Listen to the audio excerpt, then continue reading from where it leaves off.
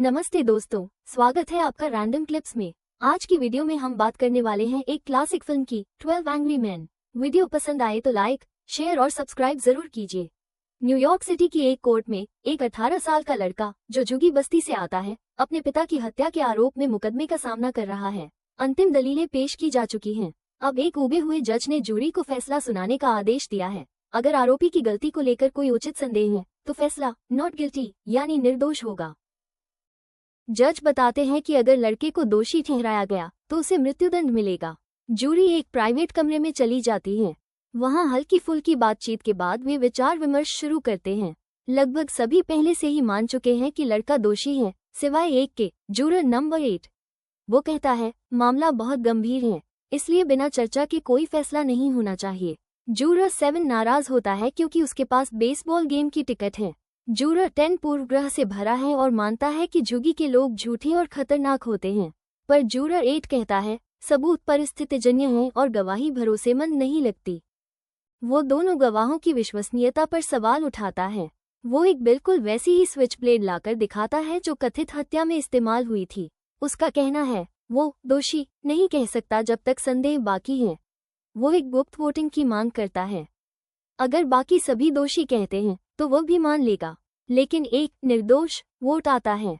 Juror 3 juror 5 पर आरोप लगाता है कि उसने सहानुभूति के कारण वोट बदला है, पर जूरर 9 स्वीकार करता है कि वह था जिसने वोट बदला क्योंकि जूरर 8 की बातों में दम था।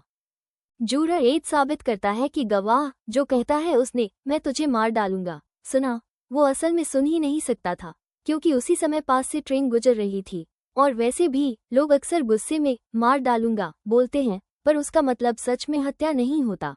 जूरर 11 सवाल उठाता है अगर लड़का भागा तो चाकू साफ करके वापस क्यों आया। जूरर 5 बताता है कि झुग्गियों में पले बड़े लड़के ऐसे चाकू से ऊपर की तरफ नहीं वार करते जैसा कि केस में कहा गया था। ये सब कई जूरी मेंबर्स को सोचने पर मजबूर कर देता है। जूरर 5 दिखाता है कि स्विचब्लेड से हमला नीचे की ओर नहीं होता। इससे और भी जूरी सदस्य सहमत हो जाते हैं कि लड़का शायद निर्दोष है।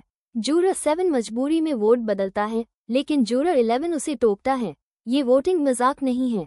आखिरकार वो भी मान जाता है कि लड़का निर्दोष हो सकता है। जूरर 10 गुस्से में झुग्गीवासियों को जानवर कह देता है। बाकी जूरी मेंबर्स एक एक करके उसकी तरफ पीठ मोड़ लेते हैं। जूरर 4 कड़क आवाज में कहता है बस बैठो और चुप रहो। जूरर 10 चुपचाप कोने में चला जाता है। जूरर 3 चिल्लाता है उसे जलना होगा। जूरर 8 कहता है तुम गवाह नहीं हो, तुम सिर्फ अपना गुस्सा निकाल रहे हो। जूरर 3 गुस्से में कहता है मैं मार डालूंगा। जूरर 8 शांति से जवाब देता है क्या तुम सच में मार डालना चाहते हो। इससे साबित होता है कि शब्द हमेशा सच नहीं होते। बारिश शुरू हो जाती है और बेसबॉल गेम टल जाता है। जूरर 4 कहता है कि लड़का फिल्म देखने गया था, लेकिन उसे फिल्म का नाम याद नहीं था। जूरर 8 कहता है तनाव में इंसान भूल सकता है। जूरर 4 भी मान जाता है कि याद रखना आसान नहीं होता। जूरर 4 कहता है कि महिला गवाह ने हत्या होते देखी। जूरर 9 गौर करता है कि उस महिला की नाक पर चश्मे के निशान थे, लेकिन वो कोर्ट में चश्मा नहीं पहन रही थी, तो क्या वो रात में सोते समय चश्मा पहनती थी। जूरर 8 कहता है कोई भी सोते समय चश्मा नहीं पहनता, मतलब शायद उसने हत्या साफ साफ देखी ही नहीं। अब सिर्फ एक ही जूरी बचा है, जूरर 3।